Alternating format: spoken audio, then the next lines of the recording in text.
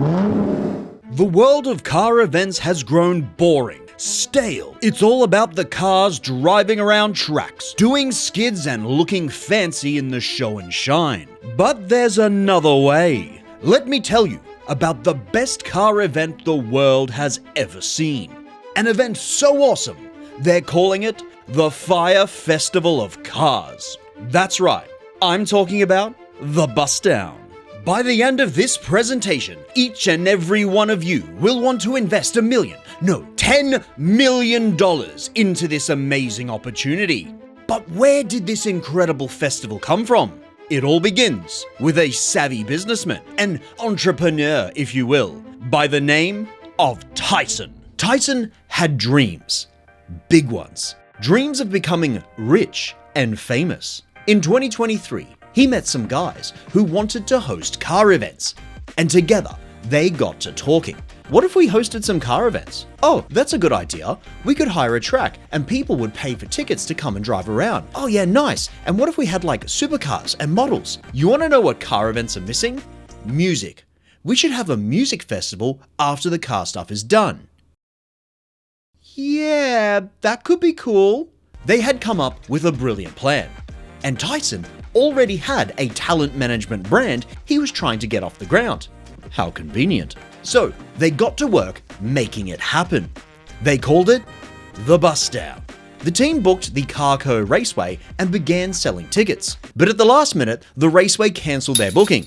They were forced to scramble to find a new venue. They got the Perth Motorplex and announced the new location. Now, this place was much further away for a lot of people, so understandably, many couldn't come. But overall, the event went okay enough for their first attempt, and it was evident that this thing had legs and could grow much bigger. This is where a new character enters our story, Wesley. Wesley was a friend of a friend. He'd shown very little interest in the Bustdown previously, but seeing the small success that they had had and the possibilities of the future, he was suddenly very on board. So Wesley made himself a founder and co-owner of the Bustdown and got to work making sure everyone knew about it. Despite this early success, they weren't without their problems. As I mentioned, there were people who couldn't attend the events because of the new venue, and they were demanding refunds for their tickets. The matter was discussed internally, but the decision was made that the money was needed to pay Tyson's artists.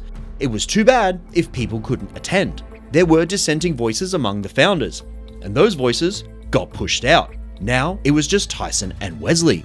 And from here, things needed to be bigger and better. They began planning the second Bustdown.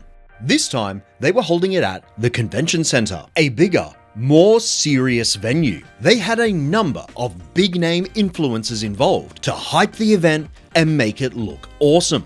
But once again, people who attended had mixed reviews. Not to be deterred, Tyson and Wesley knew they were about to strike diamond, and so they got to work planning 2025. So here's the pitch. You have a track. During the day, there's motorsport activities, roll racing, burnouts, drifting, the whole deal. You entertain the crowd with high-octane action. Then, in the evening, you have musicians perform to hyped crowds and to attract an audience beyond just cars. Isn't that a bit like what the V8 supercars already do?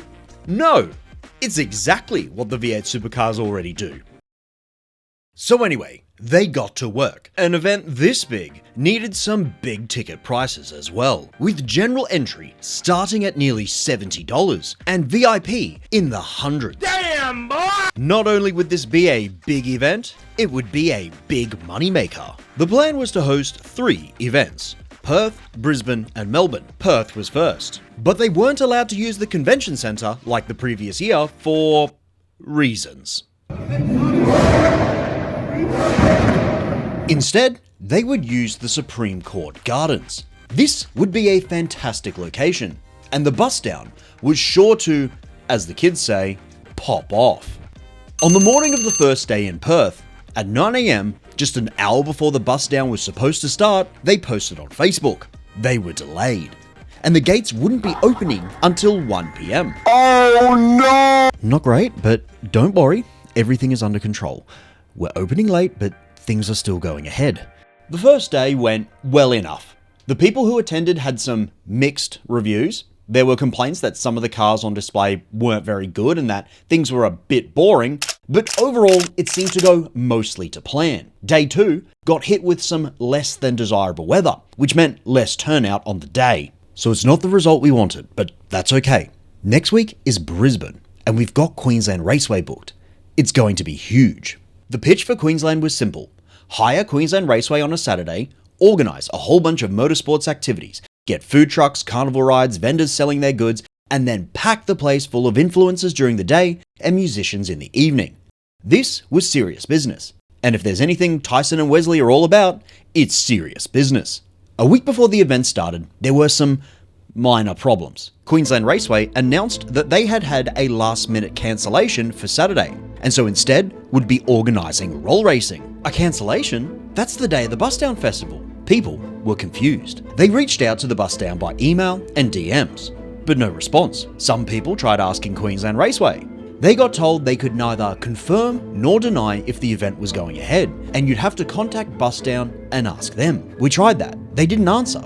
With no official announcement on the Bustdown social media pages and QR being cagey about giving answers, alright then, keep your secrets. People were beginning to wonder if they'd been scammed. Do not need him! Do not need him! Then finally, on Friday, the day before the event was supposed to be happening, Queensland Raceway posted on Facebook confirming the event was on, and it would be an unforgettable experience. Sometimes foreshadowing is relatively obvious. On Saturday, the gates of Queensland Raceway opened and crowds of eager spectators rushed inside.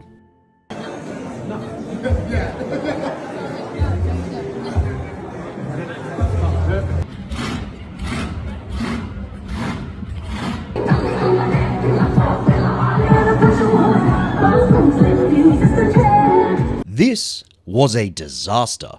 People were promised a motorsport and music extravaganza, but what they got was nothing like the advertising. Roll racing? Didn't happen.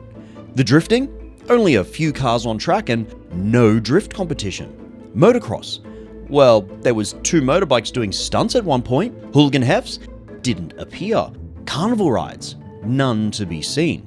The fashion market? Just a few brands selling their merch, and almost all of the big names people were expecting to be there didn't show up. Because hardly any cars showed up on the day, they were forced to cancel a lot of the on-track events and just move the time frame of other events up. The crew session at 1 PM, that got called to the track at 11 AM instead, only for people to watch just a handful of cars on track at once. One attendee said the most interesting thing that happened was the roll racing in the evening. And that wasn't even organised by Bustdown. But it gets worse. Remember when I said tickets start at $70 and go into the hundreds? Queensland VIPs showed up on the day, only to find there was no VIP area. No free drinks, no special VIP experiences at all. They basically got the same thing as general entry, but at a massively inflated price. A number of attendees said there weren't even Bustdown Festival staff at the gate checking tickets. So literally anyone could have just walked in without paying. Hold on, let's see what this is about. Where the f is everyone? And it doesn't stop there. Food trucks had been organised to come and set up shop at the event, but when they arrived at Queensland Raceway, they were told by staff they weren't allowed in. One truck owner was told by staff that Bustdown had been informed the night before that outside food trucks would not be allowed on site. Unable to do anything, they all turned around and went home. Hold on, let me get this straight. They hyped this big track event, it gets cancelled, then uncancelled, and then on the day of the thing, people show up and pretty much none of the stuff that was promised was actually there. Yes, exactly. It's brilliant. You build interest and desirability through scarcity. It's like designer handbags. They're only worth so much because there's not many of them, and they cost a lot. Speaking of not many of them, how about you become one of the not many people subscribed to FG Mods if you're enjoying this video? So by not having the activities and influences promised, they're building even more hype for their next event, because now the people are craving these things even more. That actually makes a lot of sense. After Brisbane was Melbourne. They cancelled Melbourne. Genius! They've created so much scarcity by just cancelling it that now people will be craving the next event so much more. Yes, exactly. 2 days before Melbourne was supposed to happen, Calder Park made a post on Facebook saying they had been notified the event was cancelled. On the same day, Bustdown posted a story on socials saying the event was delayed. Attendees were understandably disappointed, but it wasn't just the people who attended the events as spectators that weren't happy. The people who had entered their cars got the short end of it too. Several people reached out and gave their account of the experience. What they had to say was revealing. One show and shine entrant had a particularly unprofessional experience with Tyson that ended up triggering a cascade of events that caused confusion for other entrants into the future. After being accepted to the show and shine, they realized there was an extra fee just to be able to have their car on display. Understandably, they reached out asking, "What's going on? Why do I have to pay an extra fee?" Tyson replied, "Actually, that's just how events like this work. Your entry gets you access to the ability to win prizes. Let me get this straight. You want me to pay you to bring my car to your event, but your event needs my car there to sell tickets?" They replied to Tyson, "No, that is not in fact how this works. Even the biggest, most popular events treat show and shine as a necessary part of the event and don't charge those people extra money just to bring their cars there." About a month later, funnily enough, an email went out saying the Bustdown team had been doing some brainstorming, and now show and shine entrants would not have to pay an extra fee and would just need a general admission ticket. I spoke to one show and shine entrant who said the process to apply for entry was simple. Fill out a form, attach some pictures, the organisers judge if they thought the car was good enough to show, and then not long after, he got a confirmation email saying his car would be on display. And then a month of radio silence. When he received the email notifying him that he would have to buy a general admission ticket to enter the show and shine, he was understandably confused because again, that's not how this normally works. One of the other show and shine applicants received a bunch of emails that nobody else I spoke to actually ended up getting. Just before the Brisbane event, he received an email saying that there would be another email in the near future with a map of where your car should be parked. That email never came. And then 3 days before the event, another email. This time saying they reviewed the applications and actually they've denied too many people. This is not something we want to do. We want to make this an experience for everyone. So your application is now approved. Despite him being approved over a month earlier. It's almost like they took a look at how many cars were actually entered, realized they had fallen well short of the numbers they needed to fill out the space at QR, and in an act of desperation, just said, "Hey, everybody, please come." On the day of the event, he showed up almost 2 hours after Bump In had started. Nobody even checked their tickets, and somehow, he was the first person who had entered a car to arrive. Amazing. One of the drifters said his experience was even weirder. He entered as a drift driver. He then got an email saying he could either pay $200 to be a demo drifter or pay $500 to enter the drift competition. He sent 2 emails in the weeks leading to the event asking for information like bump-in times and where car trailers could be parked. He received nothing. On the day, only 5 drift cars actually showed up, and only one of those had entered the drift comp. The drift comp was supposed to be on the big track, and the expo on the drift playground. But because there was only 1 car entered for the comp, they cancelled it and just let all the drifters out on the big track and playground. As you can see, organisation was a key part of making the Bustdown such a memorable event. This is all brilliant, we love it so far. But what if customers demand refunds? Well, that's the best part. We just don't give them refunds. Brilliant! So we get to keep all the money despite not delivering on what was promised? Yeah, basically. The only potential legal complication is they probably committed like a tiny little bit of false advertising. What was that? You said false advertising? Yeah, well, maybe an argument for false advertising could be made. Tell us about that. Let's take a look at this poster. As you can see, this shows all 3 events' dates, along with musicians, influencers, and attractions promised at the events. How exciting. And this is the poster for Perth, and it was uploaded in September. But then in October, a new poster was used. And then again, the poster changed right before the event. Wait, hold on, why did they remove them? Well, you see, artists were pulling out. On day one of the Bustdown in Perth, DMO Deejay made a post to socials where he explained that he wouldn't be attending any of the Bustdown events. He claimed the organisers had messed him around. They hadn't booked his tickets to fly to Australia, and he'd heard from other influencers that they had messed them around as well. Wong was also absent from the altered posters. Understandably, he declined to comment on the situation. The Brisbane event posters got similar treatment. This was the poster used originally, and then this is the one used the day before the event. Notice the attractions from the original poster are gone? All the influencers and musicians' names are gone as well. There's just Spotto left. Even he looks confused why he's all alone. Where'd everyone go? Okay, they changed the posters a few times. So what? How could that be false advertising? Well, I'm no lawyer, so I can't give legal advice. But the way I see it, there are 3 potential problems with this advertising. First is them using people in their adverts that weren't properly on board with the event yet. Let's use DMO and Wong for example. They were on the posters originally and then got removed. Australian Consumer Law Section 18 says businesses can't engage in misleading or deceptive conduct when selling to consumers. It doesn't matter if it's intentional. Any representation likely to mislead a reasonable person is illegal. When they put DMO and Clay on the posters, people bought tickets expecting to see them at the event. So even if Tyson and Wesley didn't intend to mislead people with these posters, they did. Second is every time they changed a poster to remove an influencer or artist, they didn't make any announcement on social media, their website, or by emailing ticket holders You've got mail saying that person wasn't going to be at the event anymore.